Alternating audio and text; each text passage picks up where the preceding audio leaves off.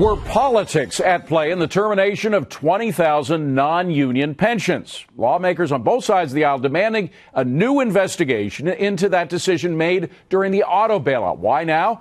Well, the Daily Caller claims to have emails showing senior White House and Treasury officials were the driving force behind the terminations. Now some of those retirees are pointing the finger at the president in a new ad. Take a look. If you work hard and play by the rules, then you've earned your pension. I would ask President Obama why I had no rights and he had all the rights to take my pension away and never, ever look back and say, not only did I take it from Mary Miller, but I took it from 20,000 other people and their families. A tough situation, and someone here says they know how to prevent it from ever happening again. Hi, everybody. I'm David Asman. Welcome to Forbes on Fox. Let's go in focus with the man himself, Steve Forbes, Rick Unger, Elizabeth McDonald, Victoria Barrett, Bill Baldwin, and Mike Ozanian. Emac, let's start with you. You know, David, if the government can basically cancel your pension, then you know what? Nobody's safe. And the president's saying, yeah, if you play by the rules meaning you have to play by the rules to become friends with the White House. I say 401ks are a better bet. You get to own your money. This is what happens when the government comes into the economy via the bailouts. They're making moves like this. This is really dangerous and a disaster for the Americans out there. Rick Unger, agree or disagree? Well, you know, I think the trend's already pretty well underway with respect to 401ks, but there's a few things about it that do trouble me a little bit. I do worry about companies that are going to be filling those 401ks with their own stock. We all remember Enron. There's some other things that concern me. Right now, only 40% of the baby boomers even have a pension and benefit.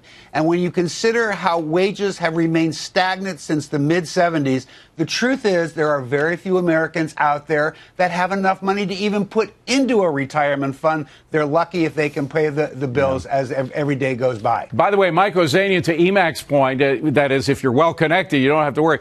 The Delphi employees who were members of the UAW saw their pensions remain whole. They topped off their pensions. They're doing fine.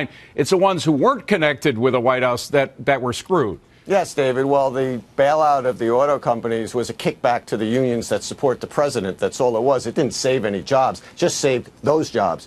But getting back to what Emac's point was about 401ks, of course they're safer because you have more control. And yes, Rick is right. A lot of people don't have 401k plans, Rick, but the point should be to be able to expand that so that more do have 401k plans. Let them be in control of their savings as opposed to the companies they work for. And they don't have to put company stock in that. They could put any sort of investment they want in that. So, Bill, individuals should be responsible for their own pensions. Well, not really. I think that in job benefits, we should be pro-choice, which means that if an employer wants to offer a traditional plan, they can have it as long as it's fully paid for, which also means that no employer could add a penny to benefits unless the existing earned benefits were fully covered with cash. Now, if the town of Ridgewood, New Jersey, where Mike lives, wants to have a $10 million payroll and a $20 million pension cost, let them.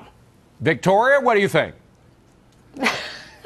Bill always has a clever solution, but I don't think anyone would actually be as savvy to do this, Bill. If you look at pension funds, they're woefully underfunded, and that's the real problem. I think it also, a point worth making is that pensions ignore the reality of the job market in America today, which is we don't stay at the same company for 25 years. Now, I have been at Forbes for 12 years. That's an exception.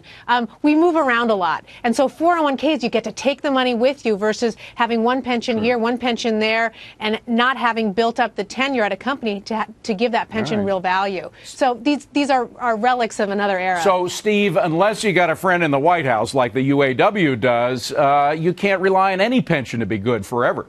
No, and the companies that do have the traditional pensions are then dependent when they get in trouble on a government bailout from the Pension Guarantee Corporation, which is also underfunded, hugely in debt. So 401ks are the way to go. What's there is what you get. And the fact that some people haven't done it doesn't mean you go back to the old pension plans, which are all blowing up, a lot of them blowing up. And for public sector, that's where it's really needed, and not one state has mandated a 401k for new hires. Not one yet. So, Rick, aren't we all better off when we take control of our own lives and, in this case, our own pensions? Yeah, I don't object to it as long as we think that people can find the sophistication in investing so they don't make big mistakes.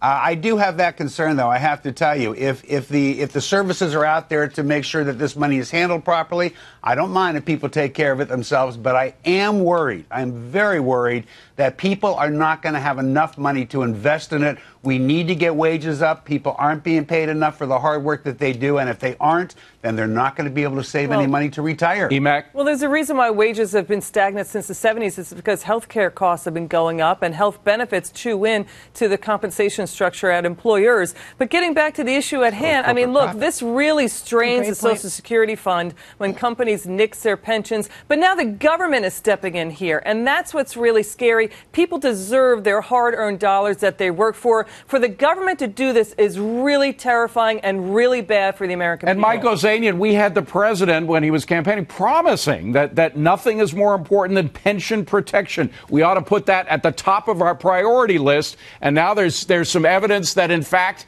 they were the ones responsible for getting rid of these pensions. Well, you got to be careful. They're looking for so much money because the Obama administration has expanded the size and spending of government to such a level. They're looking for every nickel and dime they could find, David. Don't forget, there were those whispers the Obama administration floated that they were going to somehow use some 401k money to buy treasury bonds to support their huge spending ways. It was sort of the similar thing to President Clinton floating the idea that they would have like a one-time tax on 401ks. So we have to be very vigilant to keep the government's hands off of our private savings. Bill, I remember very clearly when Enron happened, a lot of those poor folks lost all of their pension, all their savings that they'd invested in the company. Everybody said, well, the government's got to come in and do something. Well, when the government comes in and does something, in the long run, we don't seem better off, do we? Let me come back to my central point. I'm pro-choice. I don't think we should have any mandates for or against traditional pensions, for or against 401ks. Make them be fully funded. Let the employer choose what to offer. Let the employee decide whether he wants to work for Delphi. Is that the way to go? Well, any manager that chooses to have a traditional pension plan today, start one, should have their head examined and they should be thrown out because it's a future liability. And with interest rates where they are, they've bloated liabilities now because rates are low. So you got a huge problem there. Best thing is a 401k. What's there is what you got. Victoria, we've been talking a lot about public sector pensions and about how a lot of promises were made that could not be fulfilled by politicians. Is it virtually the same with the private sector pensions? Yeah, the private sector is the same issue in the sense that these investment managers assumed nice high rates of return, like 9%. And in the past decade, the returns have been lower. And so now they're stuck in the same issue of having underfunded pensions. And Bill, yes, if we could say, gee, your pension has to be funded, that sounds ideal, but the reality is they can't predict future returns of the stock market. Well, no one can. Nobody's a better numbers they get stuck. cruncher than my friend EMAC. What do you think, EMAC? I mean, should we be promising anything about future gains with a market that's as uncertain as this one? No, I think if anything, you can only get away with promising maybe 2 or 3%, unfortunately, because we're in a housing crack-up that may last for another decade or so. But getting back to the issue at hand, the irony is that the administration has been basically demonizing Mitt Romney as if he's going to take everybody's pensions out there. Not so. They're also talking about the Democrats in Congress, to Mike's point, taxing 401ks, and that's another thing to worry about. Politicians and promises. Thank you, gang. Coming up next.